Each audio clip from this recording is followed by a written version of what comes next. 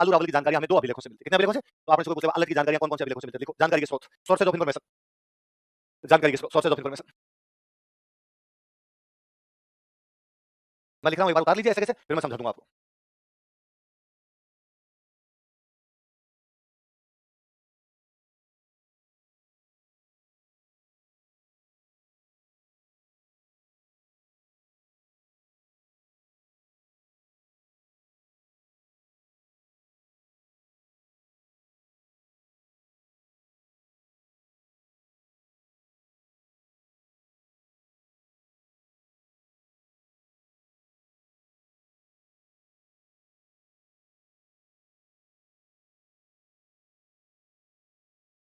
दो है, बताओ कौन-कौन से अभिलेख है? दो, पहला है सारनेश्वर प्रशस्ति, दूसरा है शक्ति कुमार का आठपुर अभिलेख। सारनेश्वर प्रशस्ति कब की है?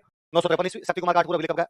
एक-एक का पोस्टमार्टम करते हैं, वापस हेडिंग डालो, सारनेश्वर प्रशस्ति पढ़ते हैं, एक-एक के बारे में पढ़ते हैं। सारनेश्वर प्रशस्ति, सारनेश्वर यूलोजी।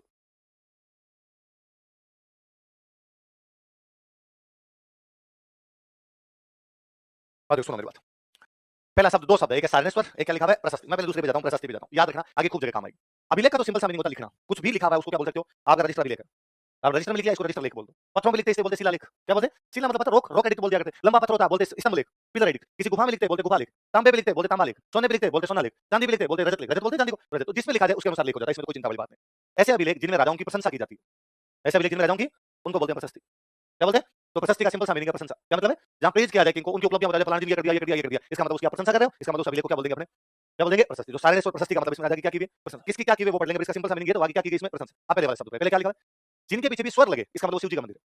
इसका मतलब है जिनके पीछे भी ये लगा हुआ है, इसका मतलब किसका मंदिर है? और मैं कहूंगा आज के बाद आप जयपुर में जब भी कोई शिव जी भगवान का मंदिर देखो, उसके नाम नोटिस कीजिए। जयपुर में झारखंड मोड़ नाम की जगह, वहां पे शिव जी का मंदिर, इसका नाम है झारखंडेश्वर महादेव। क्या नाम है? रोजगार कार्यालय के पास शिव जी का मंदिर, नाम है रोजगारेश्वर महादेव। थाने के पास शिव जी का मंदिर है थानेश्वर महादेव। रेलवे स्टेशन के पास शिव जी का मंदिर है रेलेश्वर महादेव। बिजली के तार के नीचे शिव जी का मंदिर है करंटेश्वर महादेव।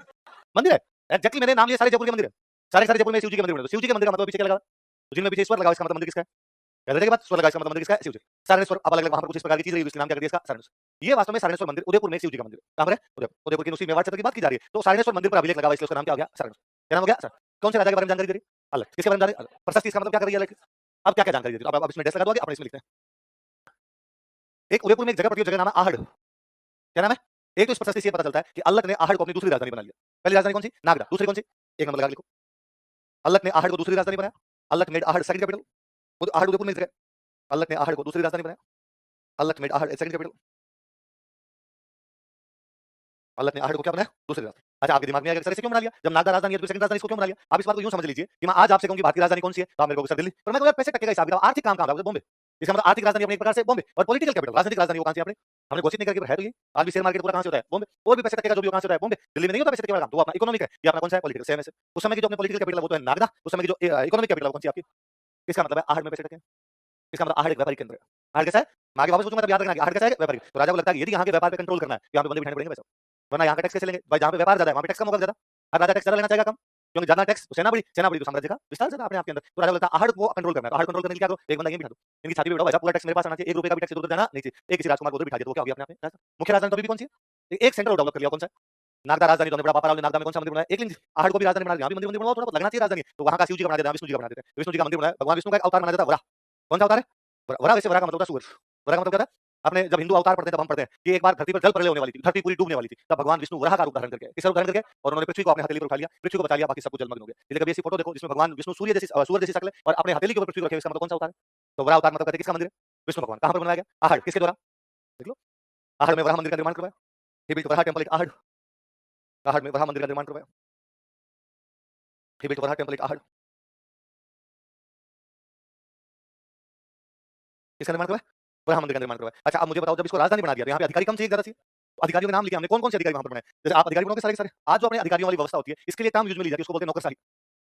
क्या बोलते हैं? इंग्लिश वाला शब्द ज्यादा अच्छा है, ब्यूरोक्रेसी। क्या बोलते हैं? देखो वैसे देखो एक शब्द है इसमें, क्रेसी। क्या शब्द है? इसका मतलब होता है शासन।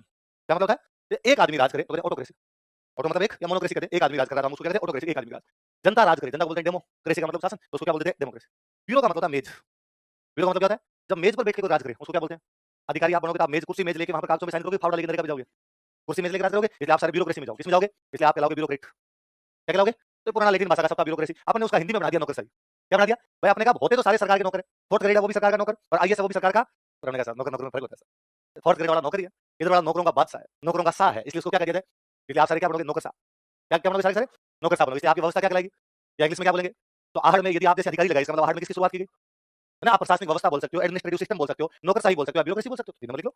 आहड़ में नौकरशाही की शुरुआत की गई, या आहड़ में नौकरशाही की स्थापना की गई। Bureaucracy was established eight Ahar. Ahar में नौकरशाही की स्थापना की गई।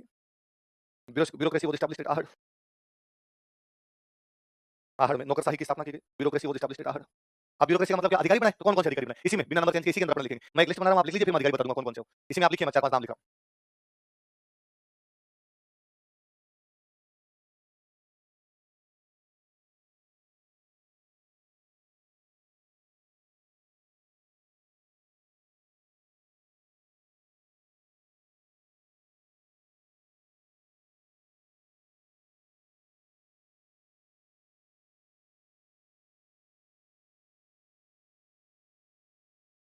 उस अभिलेख में बाकायदा नाम है कि कौन-कौन से अधिकारी बनाए गए थे। मैंने ऊपर से नीचे लिखे ना, ऊपर से नीचे लिख, क्योंकि मैं इनके आगे और लिखूंगा, फिर वो कहाँ लिखेगा?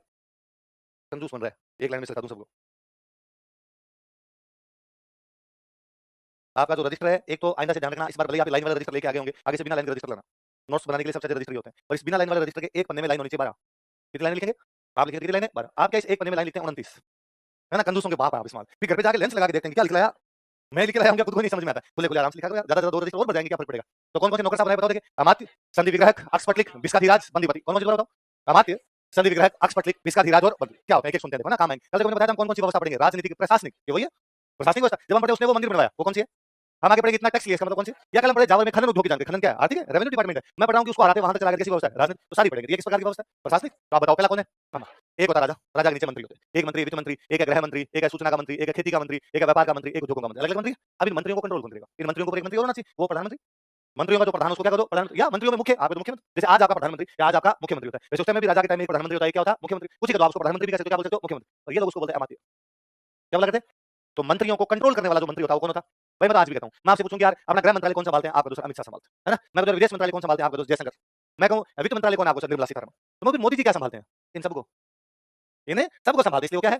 प्रधानमंत्री। ये का ये मुख्यमंत्री, मुख्यमंत्री बाकी सारे मंत्रियों पे क्या करता है? कंट्रोल। तो वह मंत्री जो बाकी मंत्रियों को कंट्रोल करता है उसको क्या बोलते हैं? मतलब राजा अमात्य को बुला करता है, हाँ भाई बता क्या गड़बड़ चल रही है? अब अमात्य पूछे गृह मंत्रालय से, कृषि मंत्रालय से क्या चल रहा है, क्या नहीं चल रहा है? अमात्य का मतलब क्या हो गया? प्रधान। क्या हो गया? प्रधान। अमात्य बराबर लिखिए, प्रधानमंत्री, प्राइम मिनिस्टर। मंत्रियों का जो प्रधान हुआ करता उसको क्या बोला करते? अमात्य। क्या बोलते हैं उसको? अमात्य। और कभी यदि पुराना टीवी पे सीरियल वगैरह देखो, चंद्रगुप्त मौर्य सीरियल आते थे, उन्होंने कहा अमात्य कौटिल्य को बुलाया जाए, अमात्य चाणक्य को बुलाया जाए। तो चाणक्य कौन था? अमात्य। कौन था? जो बाकी मंत्रियों पे कंट्रोल करता है उसको क्या बोलते हैं? अमात्य। दूसरा क्या लिखा हुआ है? संधि विग्रह। क्या लिखा हुआ है? दो शब्द है, एक है संधि, एक है विग्रह। कौन कौन से दो है? संधि का मतलब जोड़ना, विग्रह का मतलब तोड़ना। संधि का मतलब जोड़ना, विग्रह का मतलब जो किसी देश के साथ रिश्ते जोड़े, जो किसी देश के साथ रिश्ते तोड़े। युद्ध एवं शांति का मंत्री। किसका मंत्री? जो या तो किसी देश के साथ युद्ध करे या किसी देश के साथ संधि करे, मतलब शांति लाए। तो संधि करे मतलब क्या कर रहे हो? शांति तोड़ रहे हो मतलब क्या कर रहे हो? युद्ध। तो युद्ध और शांति का जो मंत्री होता है उसको क्या बोलते हैं? देखो, युद्ध एवं शांति का मंत्री, minister of war and peace. युद्ध एवं शांति का मंत्री, minister of war and peace. आज के हिसाब से आप देखो ना, तो जैसे विदेश मंत्री, विदेश मंत्री काम क्या होता है? ये तो काम है दूसरे देशों के साथ रिश्ते बनाना। युद्ध कौन से? अपने देश के साथ होगा, दूसरे देश के साथ। संधि भी दूसरे देश के साथ। आज के हिसाब से अपने विदेश मंत्री टाइप का जो बंदा होता है उसको क्या बोला करते हैं? संधि। अगला क्या? क्या है? जो ये ध्यान रखे कि राजा की इनकम कितनी, खर्चे कितने, है ना? अकाउंटिंग ऑफिसर जो अकाउंट मेंटेन किया करता था उसको क्या बोला करते थे? लिखो, आय व्यय का अधिकारी, चीफ अकाउंटिंग ऑफिसर। आय व्यय का अधिकारी, चीफ अकाउंटिंग ऑफिसर। आय व्यय का अधिकारी, चीफ अकाउंटिंग ऑफिसर। और ये खूब बार एग्जाम में पूछा, अक्षपटली क्या कार्य करता था? क्या कार्य करता था? अब वो इन शब्दों को कई बार हटा देता होगा, हिसाब का लेखा जोखा रखता था। बात तो वही है। अकाउंट ही तो मेंटेन कर रहा है। कोई कह रहा है खाते वही मेंटेन करने का काम करता था। बात तो वही है ना? आप खाते वही बोलो, आप लेखा जोखा बोलो, आप उसको बोले एक्सपेंडिचर इनकम बोलो, आप उसको आय व्यय कीजिए, सारी बात एक ही। अगला कौन है? भिखारीराज। बोलिए कौन है?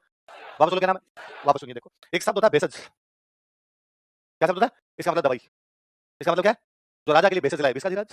राजा का डॉक्टर कौन है? रॉयल डॉक्टर राजवैद्य। राजा का जो वैद्य हुआ करता उसको क्या बोला करते हैं? भिखारीराज। लिख लो, राजवैद्य, भिखारीराज, रॉयल डॉक्टर, राजवैद्य। आप इस बार को डॉक्टर साहब के पास दवाई लेने के लिए जवाब जाना है भिखारीराज। अरे अरे क्या बोल दिया, क्या हो गया? छोड़ो, क्योंकि आप जब उसको भिखारीराज कहोगे इसका मतलब आप भी तो राजा हो। भाई राजा का डॉक्टर होता है वो, क्या वो कहते हैं उसको? तो यदि वो भिखारीराज है तो आप क्या हो? आदमी खुद को तो हमेशा बड़ा ही समझना चाहिए। कुछ गलतफहमियां अच्छी होती है। आदमी खुद को कभी भी कम मानना, हमेशा मानना कि अपने क्या है, मानने में क्या जाता है? दूध खानी, दोबा भर भर खाऊं, दोहरा माथे बैठ रखा हूं। यदि मिट्टी खानी हो तो टीले पे बैठ के खाई जाए, भर भर के खाई जाए, उसको कम खानी। तो जब मानना ही है कि अपने क्या है, तो अपने क्या है? राजा। इसलिए अपना डॉक्टर क्या है? यदि आपने एक मूवी देखी हो, पानीपत। पानीपत मूवी देखी किसने? कृति सेनन। कृति सेनन जो उसकी हीरोइन है वो भिखारीराज की बेटी है। किसकी बेटी है? वैद्य उसके पिताजी, वैद्य, वैद्य की बेटी, उसमें नाम भी आता है भिखारीराज वगैरह। तो बताओ अमात्य कौन होता? प्रधानमंत्री। युद्ध एवं शांति का मंत्री, आय व्यय का लेखा जोखा, राजा का डॉक्टर। अगला कौन है? बंदीपति वो था जो जब राजा दरबार में आता तब जोर जोर से बोलता, श्री श्री 1008 एकलिंग दीवान, राजाओं के राजा, राणाओं के राणा, महाराणाओं के महाराणा, फलाना जी बता रहे। उसको क्या बोला करते? जो राजा की प्रशंसा किया करता उसको क्या बोलते? बंदीपति। लिख लो, राजा की प्रशंसा करने वाला। Who praise king, who praises king, या हु प्रेज किंग। राजा की प्रशंसा करने वाला। उदयपुर में सारनेश्वर मंदिर में लगा हुआ एक अभिलेख जिसको हम सारनेश्वर प्रशस्ति कहते हैं, जो कि 953 ईस्वी का है, हमें बताता है कि अल्लाह ने दूसरी राजधानी कहाँ बना ली? आहट। वहां किसका मंदिर बनवाया? वराह। वराह कौन से भगवान जी कहते हैं? और वहां पर किसकी स्थापना की? नौकरशाही। कौन कौन से नौकरशाह बनाए? अमात्य किसको कहते हैं? संधि विग्रह, अक्षपटलिक, विस्काधिराज, बंदीपति। है ना? अब कोई एक तो सिंपल सवाल ये पूछ सकता है, विस्काधिराज किसे कहते थे? अक्षपटलिक घाट क्या होता है? युद्ध एवं शांति का मंत्री क्या कहलाता था? राजा की प्रशंसा करने वाला क्या कहलाता था? या कभी ये पूछ ले कि मेवाड़ की प्रशासनिक व्यवस्था की जानकारी कौन सा अभिलेख देता है? कोई ये पूछ ले कि सारनाथ प्रशस्ति के अनुसार मेवाड़ में नौकरशाही की स्थापना आहट से की गई थी, ये शुरुआत किसने की?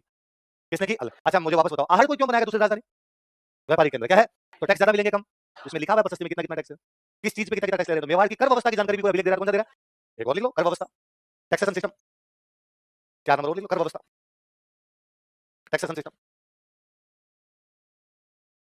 अब ये तो फ्री की बातें हो गई है ना। मेंस में कभी लिखने के लिए सेम सवाल मेंस में लिखने के लिए देते। सारनेश्वर प्रशस्ति से आप क्या समझते हो, बता सकते हो? सारनेश्वर प्रशस्ति अलग के बारे में जानकारी देने का एक महत्वपूर्ण स्रोत है, जो हमें बताती है कि अलग ने दूसरी राजधानी कहाँ बना ली, उसने आहट में किसका मंदिर बनवाया, उसने आहट में किसकी स्थापना की, साथ ही प्रशस्ति किसकी जानकारी देती है। आगे बात सुनो, पर अब सवाल दूसरा आपके दिमाग में आना चाहिए कि ये मंदिर शिव जी का जहां से अभिलेख मिला है, मंदिर किसका है? जहां से क्या मिला है? अभिलेख में लिखा है विष्णु मंदिर बनवाया। अभिलेख में तो लिखा हुआ है वराह मंदिर का निर्माण करवाया, और ये लिखा हुआ है शिव जी वाले मंदिर पे। फिर मैं कह रहा हूं मंदिर बनवाया आहट में, मंदिर कहां बनवाया? और मैं भी बोला सारनेश्वर प्रशस्ति उदयपुर से मिली। सारनेश्वर वाला मंदिर कहां पर है? उदयपुर। अब सुनना मेरी बात, हुआ यूं कि अल्लट ने आहट में एक मंदिर बनवाया, वराह मंदिर। कौन सा बनाया? वहां पर अभिलेख लगवा दिया, वराह मंदिर के बाहर क्या लगवा दिया? अभिलेख। कालांतर में वराह मंदिर आक्रमणकारियों ने तोड़ दिया, तो उसके पत्थर इधर-उधर बिखर गए, मूर्ति तोड़ के चले गए, मंदिर तोड़ के चले गए। काफी सालों बाद किसी ने उदयपुर में बनवाया सारनेश्वर मंदिर, तो उसको पत्थरों की आवश्यकता पड़ी, किसी ने कहा थोड़े पत्थर उधर पड़े हैं, तो उन्होंने वो भाटे लगा दी। उनमें एक भाटा वो भी आ गया जिस पर अभिलेख लगा हुआ था। हमें कौन से मंदिर से मिला? तो हम तो उसको क्या कहेंगे? पर वास्तव में यहाँ का नहीं है वराह मंदिर का। ये कहाँ का? वरना शिव जी वाले मंदिर में विष्णु मंदिर की जानकारी क्यों होगी? शिव जी वाले मंदिर में तो शिव जी की जानकारी होती है, सारनेश्वर मंदिर तो है शिव जी का, जानकारी हमें किसकी दे रहा है? विष्णु की। इसका मतलब ओरिजिनली तो ये कहाँ पे लगा था? विष्णु में, लेकिन वो मंदिर टूट गया होगा तो पत्थर किसी ने लाके कहाँ पे लगा दिया होगा, है ना? और ऐसे अनगिनत सैकड़ों लाखों पत्थर पड़े हैं अभी तक भी, जो हम पढ़ भी नहीं पाए। अभिलेख इतिहास को जानने का सबसे महत्वपूर्ण स्रोत है, क्योंकि अभिलेख जिस समय वो बिल्डिंग बनी उसी समय का है। अब आप देखते हो आज भी कोई अभिलेख लगवाता है क्या? लगवाता है यार, कैसे नहीं? अब मैं कहता हूँ कोई भी हॉस्पिटल जाइए सरकारी, उसके बाहर लिखा हुआ है इस अस्पताल का निर्माण महाराणा अशोक गहलोत के शासनकाल में करवाया, मुख्यमंत्री अशोक गहलोत के साथ। बात वही है भाई, आज के महाराणा तो यही है, मुख्यमंत्री अशोक गहलोत के शासनकाल में करवाया गया। इसके निर्माण में इतने लाख रुपए का खर्चा हुआ था, है ना? इसके शिलान्यास में फलाने फलाने लोगों ने भाग लिया था, इसके उद्घाटन में फलाने फलाने लोगों ने भाग लिया। एक एक बात लिखी हुई, ये आज का अभिलेख, उस समय का अभिलेख हुआ। चलिए बड़ी बात, तो अब मान लो आज हॉस्पिटल वाला आपने पढ़े, पता चलता है कौन से मुख्यमंत्री के टाइम का, उस समय कौन कौन मंत्री थे। अब मान लो इस हॉस्पिटल का ये जो आगे जो सूचना पट जो लगा हुआ, नोटिस बोर्ड लगा हुआ है, आज से 200 साल बाद कोई देखेगा, उसके पास अशोक गहलोत के बारे में जानने का साधन है। वो तो कहेगा ना अशोक गहलोत नाम का कोई यहाँ पर एक मुख्यमंत्री हुआ था, और उस मुख्यमंत्री ने यहाँ पर किसका निर्माण करवाया, उस दिन वो स्त्री होगी। बीत चुका वो इतिहास है, आज 200 साल बाद अभी भी तो अपने पढ़ते हैं ना, सबसे कम समय तक रहने वाला मुख्यमंत्री कौन था, सबसे अधिक समय तक रहने वाला मुख्यमंत्री कौन है, तो कल को ये पढ़ेंगे फलाना अस्पताल कौन से मुख्यमंत्री ने बनवाया था। ये भी तो इतिहास होगा ना अपना, जो बीत जाता है धीरे-धीरे क्या हो जाता है इतिहास, जैसे आज भी अभिलेख लगवाते हैं। लेकिन अभिलेख इतिहास को जानने का सबसे अच्छा सोर्स है, क्योंकि वो उसी टाइम लगवाया गया जब वो बिल्डिंग बनी। वो ज्यादातर उसी टाइम लगवाया गया जब वो राजा था। अच्छा, इतिहास को जानने का एक सोर्स होती है किताबें। क्या होती है? किताब। पर किताबों में लोचा है। किताबों में हो सकता है कि आज एक राजा है, उसके 300 साल बाद उस पर किसी ने किताब लिखी। कितने साल बाद? 300 साल बाद कई नमक मिर्च लग जाएंगे, बातें इधर की उधर हो जाती है। इसलिए किताबों में एक्जेजरेशन होता है, किताबों में अतिशयोक्ति होती है, किताबों में बातें कुछ बढ़ा चढ़ा के लिख दी जाती है। अभिलेखों में नहीं है। अभिलेखों में ज्यादातर जो चीजें मिलती है वैसी वैसी मिलती है। अपने राजस्थान के सबसे अच्छे इतिहासकार जो हुए उनका नाम है गौरी शंकर हीराचंद ओझा। क्या नाम है? बोला ओझा जी ने जब अपना इतिहास, हमने जो विडंबना है, बदकिस्मती है कि ओझा जी का निधन उस साल हो गया, ओझा जी की डेथ उस साल हो गई जब देश आजाद हुआ। अगस्त में आजाद हुए, अप्रैल में ओझा जी की डेथ हो गई। ओझा जी थोड़े साल और जिंदा रहते, राजस्थान की हिस्ट्री के बारे में और खूब सारी अच्छी बातें लिखी जाती है। तो ओझा जी ने जब हिस्ट्री लिखनी शुरू की, तो उन्होंने गांव-गांव में ऐलान करवाया कि किसी के पास कोई भी पत्थर पड़ा हो, उसपे कुछ भी लिखा हो, मुझे लाके दे, मुझे बुला ले, मैं देखूंगा, मैं देख के बता दूंगा इस पे क्या लिखा हुआ है। खूब सारे लोगों ने उनको बुलाया। वो अजमेर के किसी गांव के अंदर गए, वहां पर उनको एक आदमी किसान ने कहा मेरे घर पे पत्थर पड़ा है, जाके देखा वहां पे पत्थर, तो उस पत्थर के आधे भाग पे कुछ लिखा हुआ है, आधे भाग पे जो लिखा हुआ मिट गया। अगर ये क्या आधे पे लिखा आधे पे मिट गया, उसने कहा साहब जिधर से मिट गया ना इधर मैं तम्बाकू कूटता हूं, मेरे क्या बताते काम की चीज है। ओझा जी ने जब पढ़ा तो पता चला वो राजस्थान का सबसे पुराना अभिलेख है। हम आगे बढ़ेंगे, बढ़ लीजिए। यदि वो तंबाकू कूटने वाला आदमी वो ना बताए तो हमें पता भी नहीं चलता राजस्थान का पुराना अभिलेख है, और वो तो मिल गया, क्या पता उससे भी पुराना हो जो नहीं मिला है। मैं कह रहा हूं आज भी लाखों की संख्या में अभिलेख है। मेरे को तो हर महीने में 3-4 बच्चे को लाके देते हैं, सर हमारे गांव में कुआं है, कुएं के बारे में कुछ लिखा हुआ है, क्या लिखा हुआ है? ये सर वो तो कुछ खूब सारे लोग हैं जो ये पढ़ने का काम करते हैं, उनको बताएंगे यार वहां भेज देते हैं, अपने को पता चल जाएगा। भले अब तक अपने को मेरे को किसी लाके दिया हो, कोई 1760 का हो सकता है, वो 1820 का हो सकता है तो सही। क्या पता किसी गांव में ऐसा भी हो जो 872 का हो, किसी गांव में हो जो 437 का हो, किसी गांव में हो जो उससे भी 1000 साल पुराना जा रहा हो। लिखने की प्रक्रिया तो बहुत पुरानी है, इसलिए अभिलेख बहुत अच्छी जानकारियां देते हैं। तो यहाँ पर आपके दिमाग में सवाल उठने चाहिए, ये अभिलेख लगा हुआ है शिव जी के मंदिर में, जानकारी दे रहा है विष्णु जी की, इसका मतलब अभिलेख लगा तो विष्णु जी के मंदिर में था, वो मंदिर टूट गया होगा, पत्थर इधर से उधर हो जाते हैं, तो मंदिर कौन सा आ गया वो। अरे बस दो बताए मैंने, एक बताया सारनाथ प्रशस्ति, एक बताया शक्ति कुमार का, वापस हेडिंग लो, शक्ति कुमार का पूरा अभिलेख, उसके बारे में पढ़ते हैं। दुनिया में खूब सारे लोग हैं जो यही काम करते हैं लैंग्वेज पढ़ने का, तुम्हें और मुझे नहीं आती, इसका मतलब ये थोड़ी लोगों को भी नहीं आती है। है ना? खूब सारे लोगों का काम यही है लैंग्वेज पढ़ना, और संस्कृत में मिलते हैं, राजस्थानी में मिलते हैं। भाई ये तो है नहीं कि लैंग्वेज वो इशारों में कोई बात करते थे, इसी का कुछ थोड़ा सा अलग रूप रहा होगा, और खूब विद्वान है जिनका काम यही है। ओझा जी ने पूरी बुक लिखी थी इस पे, प्राचीन लिपि माला। ये प्राचीन लिपियां कैसी है मैं बताता हूँ आपको। पढ़ो पहले अभिलेख का नाम पढ़ो, क्या नाम लिखा बताओ? शक्ति कुमार का आठपुर अभिलेख। क्या नाम है? आठपुर अभिलेख। कब का है? अलग के टाइम बने, अलग के टाइम में तो सारे वाला जिसमें पता चल रहा है। ये अलग के बाद में 2-3 पीढ़ी बाद में एक राजा बनता है, उस राजा का नाम है शक्ति कुमार। क्या नाम है? उसने अभिलेख लगवाया, इसलिए क्या बोलते हैं शक्ति कुमार का अभिलेख। कहां पे लगवाया? आठपुर, आहट का नाम है। आहट का नाम क्या है? इसका आहट उनकी मुख्य जगह है। सारनाथ प्रशस्ति भी आहड़ की, भले बाद में लगा दी गई उदयपुर। और अभिलेख आठपुर अभिलेख भी कहाँ का आहड़। आहड़ का ही संस्कृत के ग्रंथों में जैनों की किताबों में नाम क्या मिलता है? आठपुर। तो आठपुर का मतलब क्या है? आहड़। आप इसको शक्ति कुमार का आहड़ अभिलेख भी बोल सकते हो। तो अभिलेख मिला कहाँ से? आहड़ से। किस कौन से राजा के टाइम का? कौन से राजा के टाइम का? अब शक्ति कुमार ने अपने बारे में लिखा, अपने पिताजी के बारे में लिखा, ऐसे उसने एक दो पीढ़ी ऊपर गया तो उसने अलग के बारे में लिखा। तो महत्वपूर्ण जानकारी अपने काम की बात है पढ़ने की, वो ये है इसमें तो अलग की मम्मी का नाम पता चलता है। अलग की मम्मी का नाम था महालक्ष्मी राष्ट्रकूट। क्या नाम था? लिख लो, डैश लगाओ उसके आगे नीचे लिख लो अपने। मैं बताता हूँ कैसे लिखना। देखो एक नंबर लिखो, अलग की माता का नाम महालक्ष्मी राष्ट्रकूट था। Mahalakshmi Rashtrakuta was mother of अलग। अलग की माता का नाम महालक्ष्मी राष्ट्रकूट था। Mahalakshmi Rashtrakuta was mother of अलग। एक जानकारी तो ये है इसमें, अलग की मम्मी का नाम क्या था? महालक्ष्मी राष्ट्र। एक जानकारी ये है कि अलग की एक हूण रानी थी। कौन से वंश की रानी थी? हूण। हूण वंश की एक रानी थी और उस रानी का नाम था हरिया देवी। क्या नाम था? क्या नाम था रानी का? हरिया।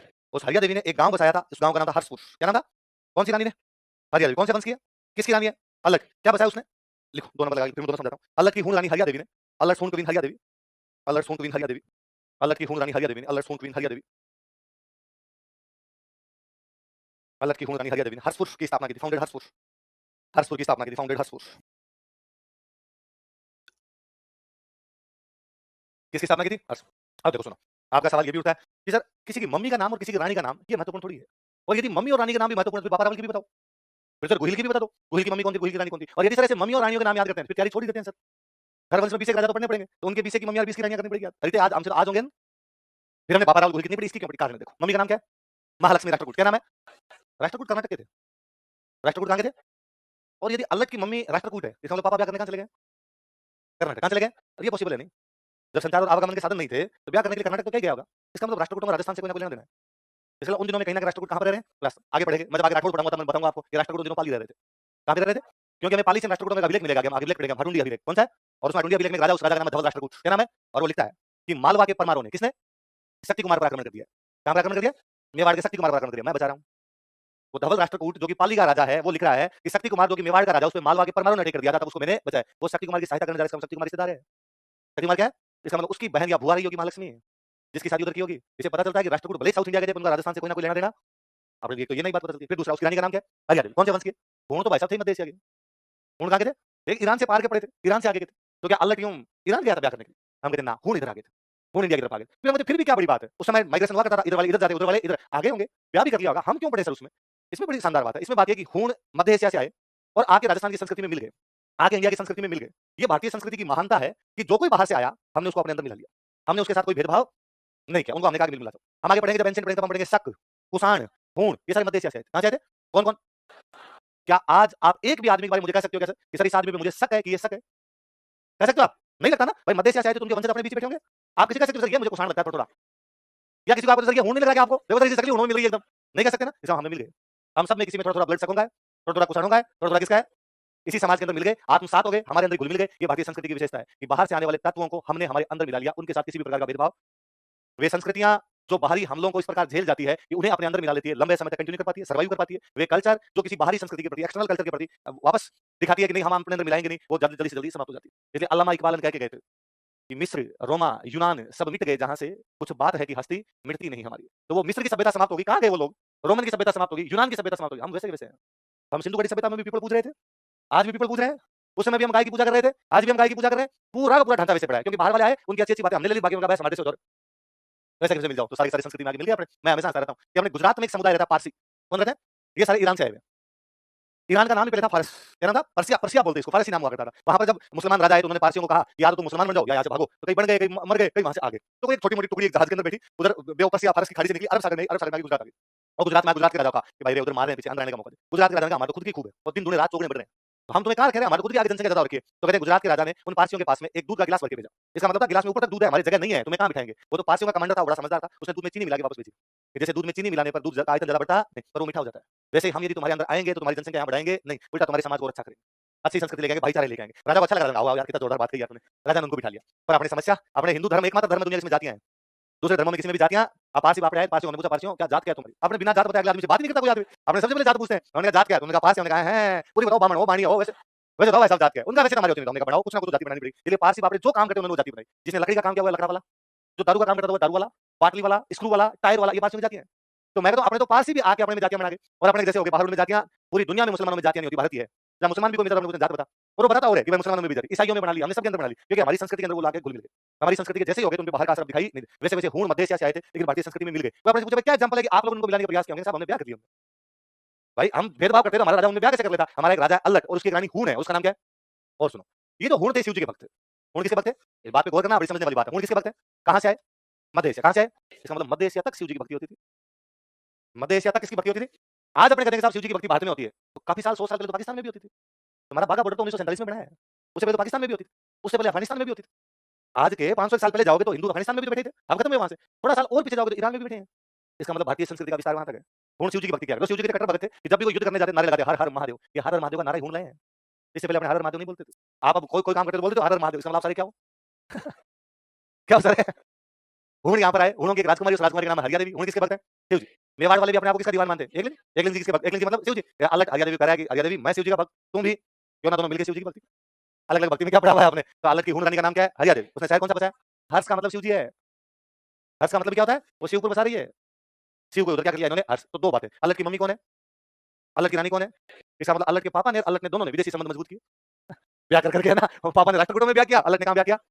उन्होंने कहा और विदेश से और कोई लाओ बेटा का ब्याह और कर देते हैं उधर किधर ही अपने। याद रहेगा आपके शक्ति कुमार का आठ पूरा विलेय क्यों पढ़ना है? ये बताता है कि हमारी संस्कृति मूवेबल है, आगे बढ़ने वाली संस्कृति थी, रिजिड नहीं थी, रुक नहीं रही थी, गतिशील संस्कृति थी। वो लगातार अपने अंदर परिवर्तन करती रहती, चेंजेस करती रहती, नए चेंज को स्वीकार करती रहती, नए लोगों को एक्सेप्ट करती रहती, अपने मिलाती रहती आगे चल। आई बात समझ में? तो अलग के दो अभिलेख कौन-कौन से बताओ? सारनेश्वर प्रशस्ति और शक्ति कुमार का आठ पूरा अभिलेख तो अलग के बाद का है, पर अलग की जानकारियां दे रहा है आपने को। अलग की क्या जानकारी दे रहा है? उसकी माता का नाम क्या? महालक्ष्मी राष्ट्रकूट और उसकी रानी का नाम क्या है? हूण रानी हरिया देवी, जो क्या बसा रही है? हर्षपुर। सारनेश्वर प्रशस्ति कहती है उसकी राजधानी कौन सी थी? अहड़। मंदिर किसका था? वराह। व्यवस्था कौन सी? नौकरशाही। अमात्य क्या होता है? प्रधानमंत्री। एक्सपर्ट आय व्यय का अधिकारी, संधि विग्रह, विग्रह शांति, किसका अधिराज और राजा की प्रशंसा करने वाला बंदी। और चूंकि व्यापारी के अंदर है तो कौन सी व्यवस्था की जानकारी? कर व्यवस्था। पहले बड़ी बात, अगला लिखो।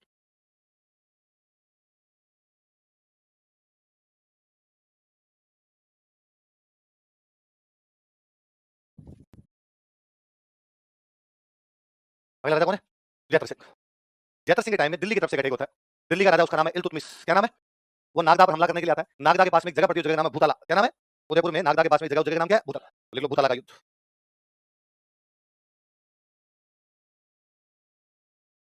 मेवाड़ का राजा कौन है? जयतर सिंह। दिल्ली का कौन सा सुल्तान हमला करने के लिए आया? इल्तुतमिश।